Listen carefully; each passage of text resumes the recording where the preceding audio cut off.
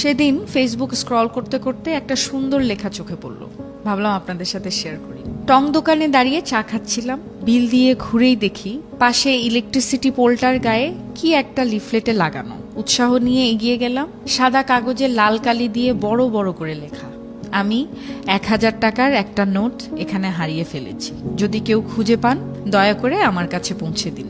আমি একজন বৃদ্ধ মহিলা, চোখে খুব কম দেখি।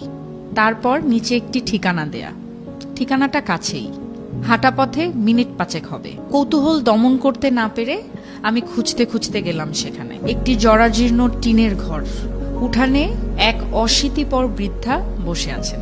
আমার পায়ের শব্দ পেয়ে তিনি মুখ তুলে তাকালেন, বললেন কে? আমার সম্বিত ফিরল। গলির মাথায় আমি আপনার 1000 টাকা খুঁজে পেয়েছি। আমার কথা শুনে তিনি হাউমাউ করে কাঁদতে লাগলেন। একটু পর কিছুটা ধাতস্থ হয়ে বললেন, বাবা, এ পর্যন্ত অন্তত 10 থেকে 12 জন আমার কাছে এসেছে আর 1000 টাকা করে দিয়ে বলেছে তারা নাকি রাস্তায় আমার টাকা খুঁজে পেয়েছে। আমার কোনো টাকা হারায়নি, ওই লেখাগুলো আমার না। আমি খুব একটা পড়ালেখাও জানি না।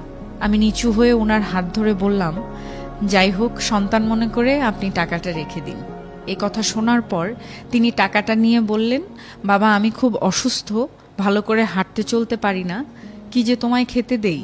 এই বলে তিনি অনেক কষ্টে লাঠি ভর দিয়ে বারান্দায় উঠলেন। আমার মনে হলো তিনি এক্ষুনি পড়ে যাবেন।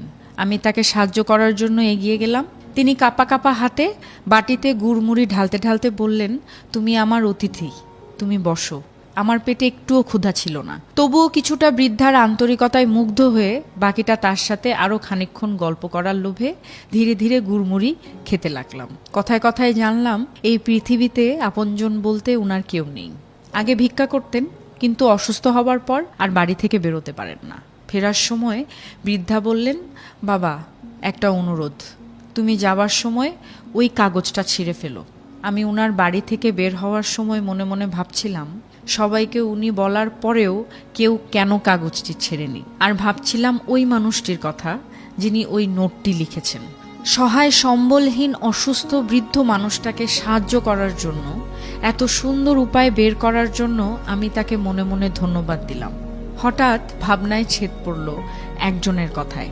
এই যে শুনছেন, 40 ঊর্ধ্ব এক ভদ্র মহিলা আমার দিকে এগিয়ে এসে বললেন, এই ঠিকানাটা কোথায় বলতে পারেন? একটু আগে আমি রাস্তায় 1000 টাকার নোট পেয়েছি, এটা আমি ফেরত দিতে চাই। ঠিকানা দেখিয়ে সামনে এগোলাম। কখন জানি আমার চোখ দুটো ভিজে উঠেছে ঠিকই। আকাশের দিকে তাকিয়ে আমি বিড়বিড় করে বললাম, এভাবেই বেঁচে থাকুক আমাদের মানবতা।